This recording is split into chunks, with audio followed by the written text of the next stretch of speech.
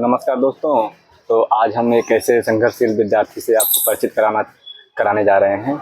और विद्यार्थी एक मेहनत की एक अनमोल धरोहर है जो आज हमारे सामने है, और बहुत ही उनको देख के आज हमें बहुत ही अपने अंदर मोटिवेशन आ रहा है।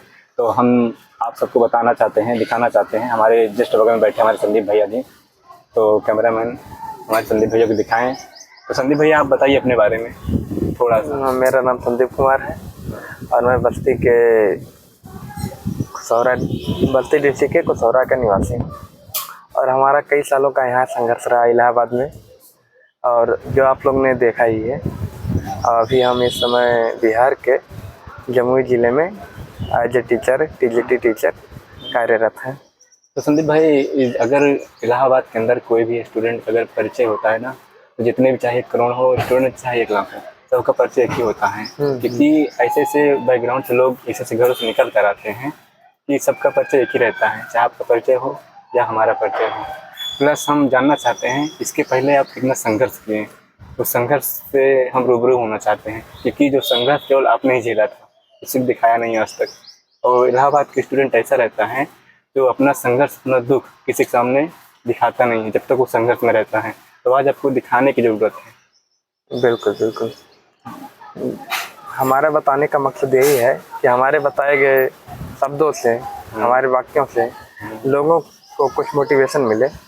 क्योंकि एक मिडिल क्लास की जर्नी जो है वो बचपन से ही संघर्षशील रहती है।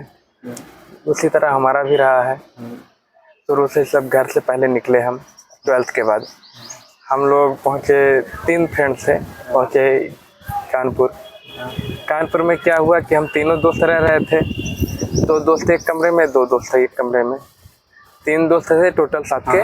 वहाँ जाने के बाद 4 हो गए, 2 एक कमरे में, 2 हम लोग एक कमरे में। हमारा एक पार्टनर उसी दौरान बीमार हो गया और चला गया घर, बच्चे हम अकेले।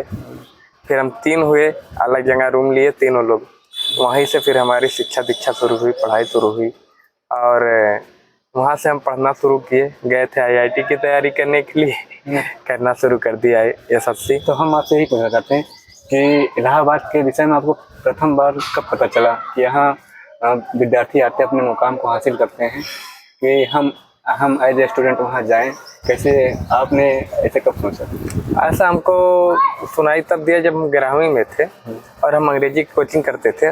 वहाँ एक धर्मराज पांडे थे, उनके यहाँ बच्चे आया करते थे मिलने के लिए।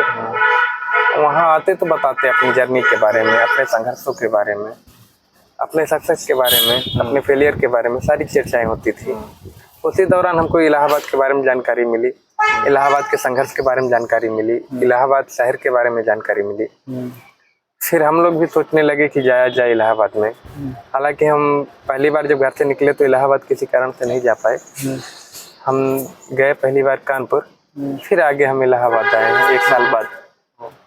तो हम आपसे यही जानना चाहते हैं, इलाहाबाद के फिजाओं में जो संघर्ष की एक नशा है, जब आप प्रथम बार जब इलाहाबाद में अपने कदम रखे होंगे, तो हम आपको फील साझा करिए थोड़ा सा। फीलिंग बहुत अच्छी थी।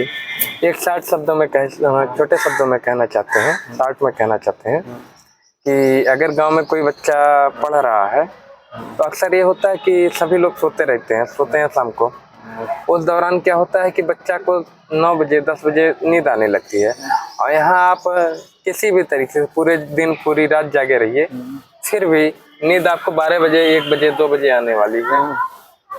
तो सबसे हम आपसे यही कहना चाहते हैं कि आपने अपने आस पड़ोस गाँव के बच्चों को कम से कम आने वाली पीढ़ियों के अंदर जो एक हौसला था, आप उसको बरकरार रखें। और उनके सपना जो है आप उनको संजो के रखें, और उनको सपनों के अब हिम्मत मिलेगी। बुजुर्ग हो, सबके एक आंखों में एक सपना दिखाई देगा कि वो भी अपने बच्चों को कैसे पढ़ाएं और जो चाहते हैं वो अपना हासिल करे लक्ष्य। नहीं, बिल्कुल। यहाँ से अगर कोई बच्चा सफल होके जाता है तो लाखों लोगों के अरमान उसके पीछे जुड़े होते हैं, उम्मीदें जुड़ी होती हैं।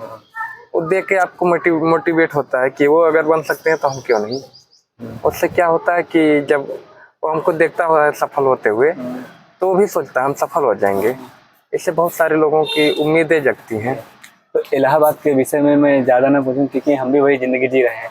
तो आप सबको बताना चाहते हैं, इलाहाबाद का स्टूडेंट जब अपने रूम में दाल चावल बनाता है ना, वो दाल चावल एक ही साथ बनाता है, अधिकतर ऐसे ही होता है। तो दाल में जो लोटा रखते हैं ना, मिक्स जो बनता है, तो मिक्स दाल चावल नहीं रहता है। लोगों का संघर्ष जो है ना इसी तरह इलाहाबाद में मिक्स हुआ है। तमाम किताबों का जो संग्रह है, उस संग्रह एक निचोड़ कर